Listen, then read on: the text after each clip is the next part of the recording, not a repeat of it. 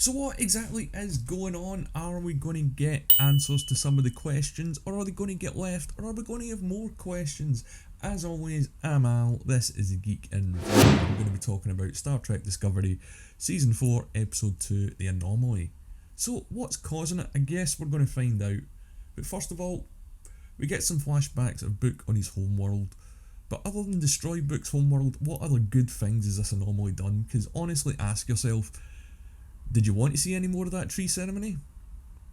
Well, tough, because you do get it in flashbacks, and Book's blaming himself for what happened, that he didn't detect that there was something going wrong sooner. He's having PTSD, so it seems, and quite rightly so.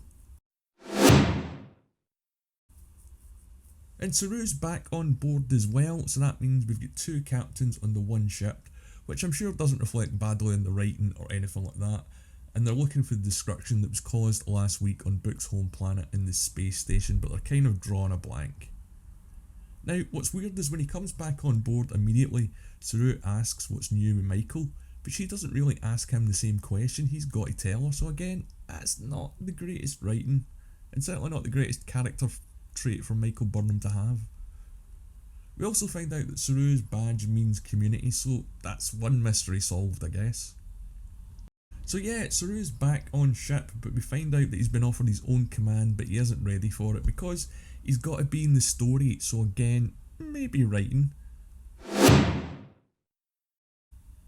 So he's the other captain who was captain, and before that he was number 1, and then before that he was number 3 to Burnham's number 1.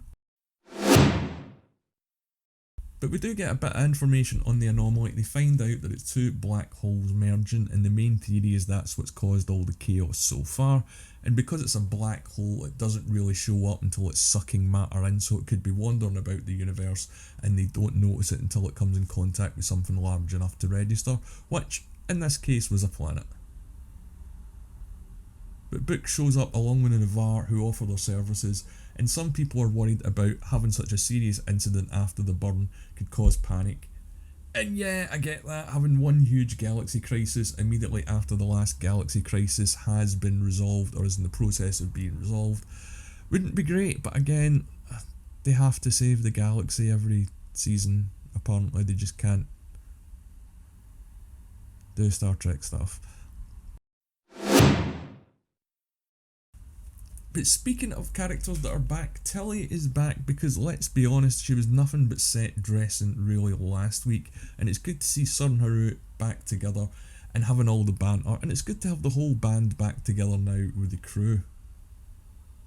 But will Michael and Saru butt heads?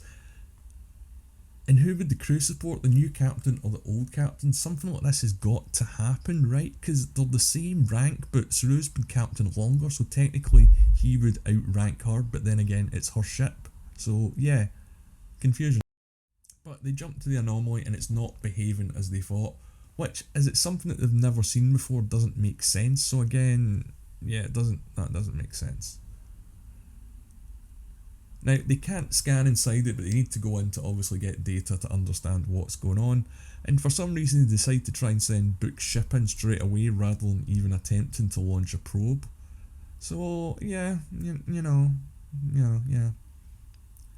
But Book volunteers to take his ship in, and Burnham, I thought she was going to insist to go with him because I'm not the only one that's mentioned it last week, but Burnham is probably going to leave the captain's chair more than once to jump into the action, and I'm glad to see that they didn't make her do this here, so I suppose that's one plus for the writing.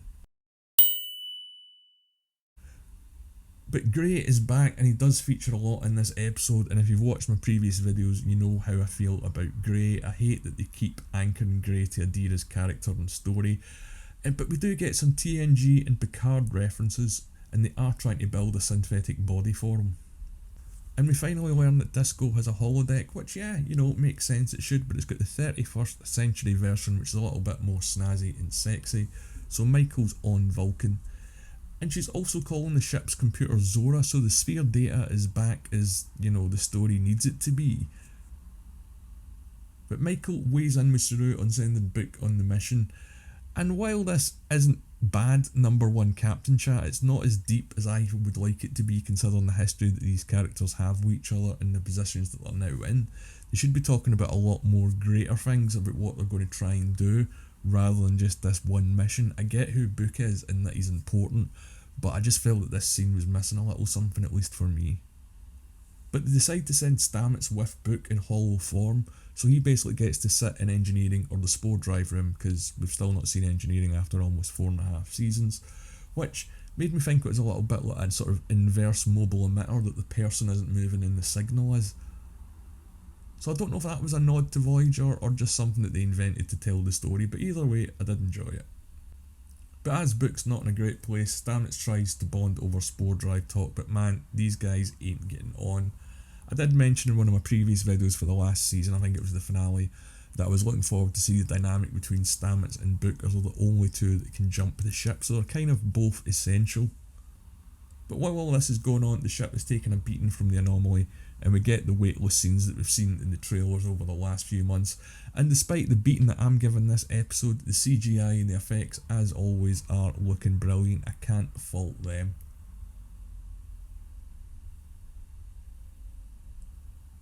But they can't work out what's causing the waves to hit the ship, as they're not happening with any sort of regularity, predictability or frequency. And while they're trying to solve this problem, Adira and Lieutenant Tilly do butt heads, and I don't know what they're going to do with Tilly's character this season. There seems to be a lot going on, and I'll get to that later on as well. So the ship pulls out to avoid any more damage, leaving Book and Stammets alone to be in danger and bond. Stammets is still connected to the hologram, but for some reason they can't send data to Discovery, but yet they can still speak to them over the comms, and Stamets still there, so again, writing, yeah. But speaking of characters that's back, Bryce is back on board and he finally gets some lines, and it's all tech speak, so I guess Doug Jones has decided he doesn't want to do that anymore.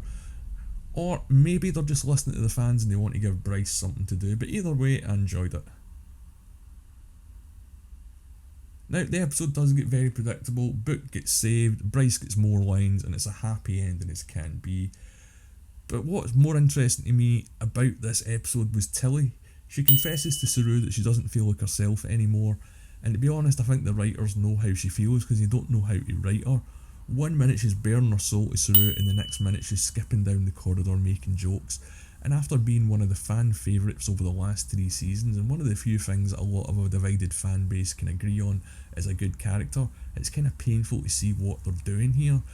It looks as if they're just trying to replace Tilly with Adira, and I think there's going to be a bit of backlash to that. Certainly I'm not happy about it. Now, I have skipped a little bit of this episode because I wasn't a huge fan of it. I don't think it was as strong as the opening episode, and we didn't really learn much more than we knew before the start of it. So this threat looks like it's going to be a slow burner. Hey man, someone's going to say it. The pace just wasn't really there for me, and I felt a lot of the character stuff never really panned out. And to be honest, I never felt they really used Book the way they should have in Discovery. He's the guy from this timeline, he's the native, he knows what's going on, he speaks the language. At least they should have 31st members of Starfleet on board to help with the crew, because these guys have got a massive time lag in history that they've got to catch up on. But again, these are just my opinions. Let me know what you think in the comments below, or you can follow me on Twitter at The Geeks Reviews. If you've made it this far, please leave a like on the video. And if you haven't done it already, please subscribe to the channel. I'm posting more content all the time, including more Foundation videos, even though it's finished, so keep an eye out for that and my Hawkeye review later on today. My name's Al, thanks for watching.